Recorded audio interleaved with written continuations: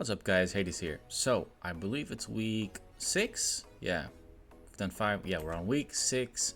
I want to talk about updated builds. I want to talk about the last match and go through some of the basics. I saved 3 reports, and I think they're all really great at demonstrating something I've talked about or I want to talk about in terms of builds. So, as you know, I'm a big believer of the full fire, fire con, and water in IB League.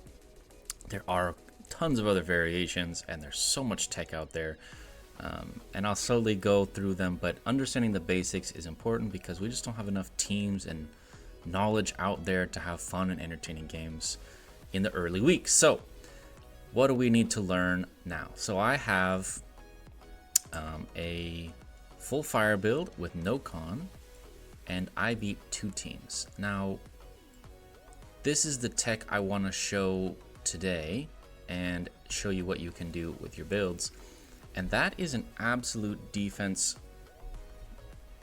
option. It's a tech. It's something that you can do. It's a little bit high risk, high reward. If it doesn't activate, it's useless. If it activates, it's really good. Basically, what it does, if you didn't know, is there's a chance to block the entirety of 3 instances of damage for 6 seconds. Now the thing is, there's only a % chance of it happening, and there's a window within it that it has to happen, right? So 2 conditions have to be met for it to activate, but if it does, super broken, right? And then that allows you to keep your assist at level 1, which doesn't matter, right? Because you don't care about reduced damage taken because you're already reducing all the damage, right? So it's a really cool kind of tech here. And then look at the stats. I mean, it gets in the healing, 2.5 million healing, which is really just 2.5 million blocked, which is insane, right? Insane. Means they do 2 million less. And then, of course, I already beat someone. I already took damage from the Wind Dragon. I already took some base damage, and then I beat a second one, all in this week, right? Just from fundamentals, having solid, skill placement. Still not maxed. With this week, we actually get to have our first week with max teams, and we'll talk about that in the build portion. Second report. This one demonstrates the power of con versus water, and both of these teams are not maxed. Okay, they're both level 1 teams, bunch of level 1 skills. But the point is, if you put Fighting Master on con and he fights into a water dragon, look at this, 0. He ults before the dragon goes because the healing is the second portion of the dragon. This absolute defense means that he can't be frozen by the dragon, and then you win, right? And actually this team can beat a relatively leveled up water team, but this is the only report I have. This just demonstrates what it looks like in the report, right? The whole fire team does quite a bit, and so does the dragon. Actually, dragon does the most. And then the opponent does also the same because it's all physical attackers, but then they don't get the heal, and if they don't get the heal, it's GG, right? I wanted to go ahead and watch this replay just to show you guys what it looks like for con to attack first before the dragon, and just the impact it has on a fight. We know that they're all level 1s here, but it is an even playing field. And if they all had the same, it would be different, right? So the water dragon does its freeze first, and you can see here it froze William, but Khan's not frozen, and he's about to use his ultimate. And look at this, the timer on the dragon's not there. This is perfect timing. Our dragon goes, Khan's gonna ult, and then the water dragon heals. The upfront heals negated, and then the damage or the heal over time is gonna be denied, and then he ults again. And the fight's over, and the denial of that heal is really what makes the difference in that fight, and that's why it's so powerful. And then for that third match, this is the power of water. I use water as my main for the majority of the match, and if they're not running a con, do you just run over players?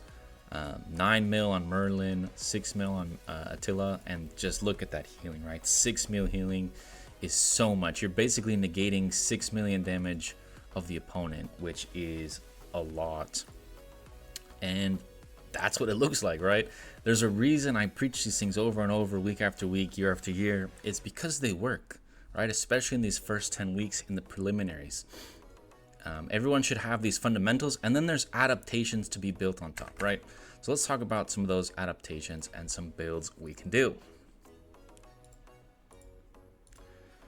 All right, so as you saw here, absolute defense is the swap for sure. And then there's just obvious upgrades, right? We can just upgrade malice and resist, and then boom, this week's build is done. And then you have this cool choice of, do I upgrade assist or do I upgrade something that can go in the second team? And that becomes something of your discretion. As I explained, assist value is very nice at level 1, and with pairing of absolute defense, it's even higher, which is really cool. The other thing we can do is we can swap Rage Blessing somewhere else in the build and add a third aura here. That's another swap that can be done, and something you should be considering as you build your teams. If there's a bunch of physical damage or physical carries, you know, misleading could be good here, shelter could be good here, you could have Oak Guard here. Whatever you feel you need could be here, right? I've seen this one, Magical Shield, right? You could put Magical Shield here and just boost him up even more.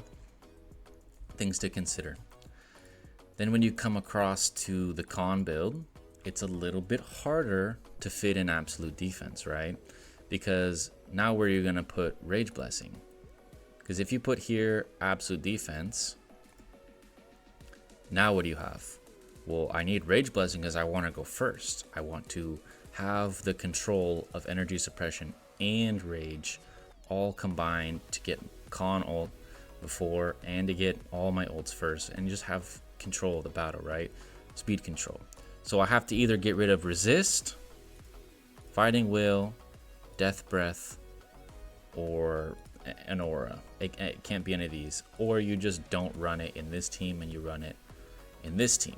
Something like that, right? And that's, you know, up to your discretion. I can't give you the exact perfect answer because it depends who you're fighting, right? If I'm fighting player who also has speed control, I want to match their speed control. And if they don't, then I would prefer this, right? And if they don't have full speed control, then this is going to be better. But it's one of those give and take things. But now we have enough points. We're like, oh, I could put Rage Blessing here and I can now max out resist and malice. This week I still have all my points. I haven't used them yet. And that's something you should be considering when you make your builds. And then the next cool option is, do I upgrade Fighting Master and assist, or are their values so good level 1 I can now add some damage skills to like Merlin, right? Something like that. Things to be considered. And for the final build, water, what variations do we have? I actually ran this last week and everything here is, you know, max besides the resist. I have talked about Dual Master. Value is like 80% of its value is level 1. We don't care about anything but the immunity to wound, because the only weakness here is the wound.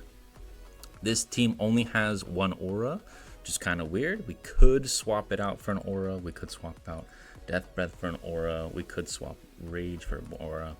Things to be considered, things to be tested, right? I like to swap it up all the time, have variations, have different people do variations. Some things will work better against certain players, and some will work better than others against others, and that's okay. Remember, you have 30 players, or you should have 30 players, and if you have differing builds that are very similar, it's gonna make sure you don't have any weaknesses.